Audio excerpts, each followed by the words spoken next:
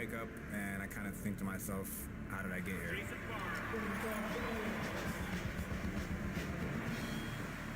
But if you put your mind to something and you don't let anything stop you, it's impossible to not make progress.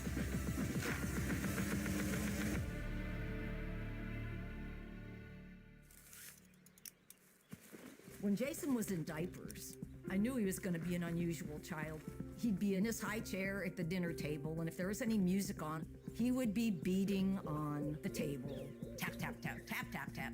We realized this kid needs some drums because he's always beating up everything. And he had a band, and then life changed. January 9th, 2012, I'll never forget. I used to do subcontract work cleaning restaurant exhaust. We'd usually do like 2 to 3 jobs a day, go up on the roof and spray down the duct. Just like I remember a pink flash and like a loud boom. And then I woke up in the hospital. When I knew that we were going to have to amputate his arm, he cried in my arms. He said, "Mom, I'm never going to amount to anything. I'll never play drums. I'll never be able to do anything again in my life, ever." After 3 weeks into him being home, he said, "I can't take this anymore." He said, "Get my drum kit out of the garage." And so we duct taped a drumstick to his arm. He did some little tapping around, and then he turned around and said, "You know, I think I can make something work." Seem like it's growing back, Doc?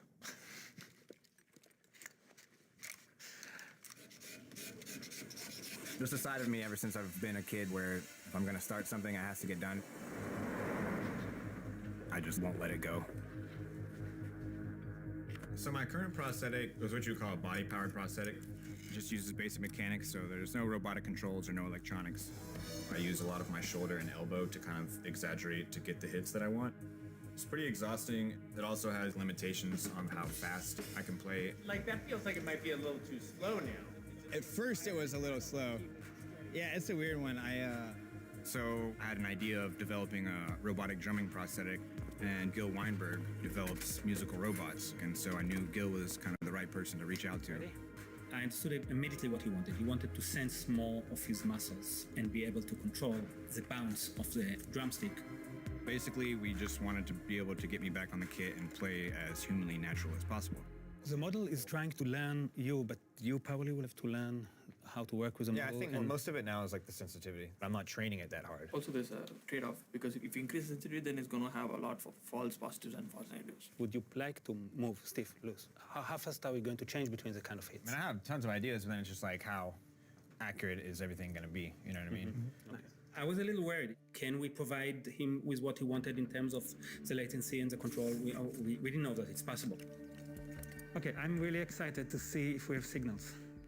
Ready, Ning? The goal is very simple, but in reality, in each of the steps, it's actually pretty complicated. Oh, see, and that's what happened last time. We have some crashes and the stick starts to roll around. Maybe we should have Raghav listening also to get an insight. So what you might have to do is you just take data while you're moving it. Like we were doing in the lab. Yeah, right, exactly. Gotcha. So that might solve this issue. It could be also the power supply itself. Right. There are actually a handful of challenges with creating a prosthetic arm specifically for drumming. Latency is always a big concern. You don't want to flex your arm at a second later for it to do something. It is delayed by 50 milliseconds. You can notice that. Yeah. And there's a lot of nuance with exactly how the drumstick reacts. Things as subtle as how tightly do you grip it? How does it bounce? They're really hard to calibrate if you don't have a machine learning system to gather all the data. When I heard about Jason's story, it really blew my mind. I was like, whoa, I had no idea how far we have come in terms of AI and prosthetics. So the way the arm operates is we use EMG, which stands for electromyography. Basically what that is it's sensors that are amplified by a battery that pick up electrical signals from our residual limb. Using these signals, we are able to do recognition of complex patterns with machine learning and then map them to specific movements. TensorFlow Lite is doing that in real time. And so I can flex my muscle and it will tighten the grip on the stick, and I can extend my muscle and it will loosen the grip on the stick, just like it would with a normal hand. No, the latency it's like none. Awesome, that's awesome. And in the last few months, we were able to detect almost 100% of the time this intention. I can actually feel the feedback from the arm and it feels as close to a real hand as you can get without it actually being a real hand.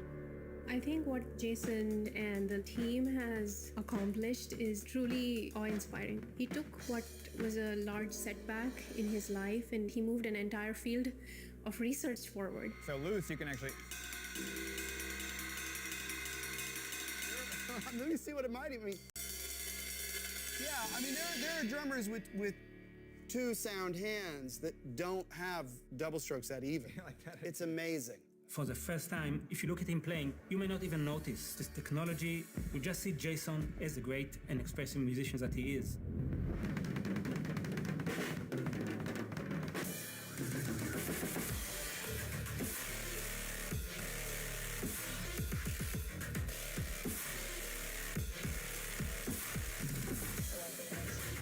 Of course, I think there's a need to keep pushing on this stuff because there's always someone that needs help with something like this, and AI is going to be the bridge between that.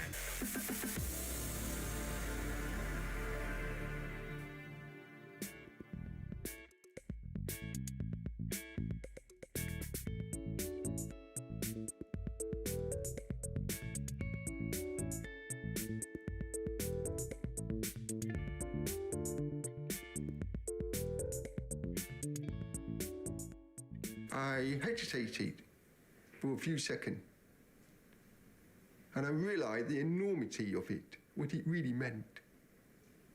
I'm 55 years old, and for the first time, I was able to call my son. This is Matthew. He likes to swim in cold water. After a swim, you feel alive. Like really, really cold water. I also swam across the English Channel. But that's another story. Matthew is deaf.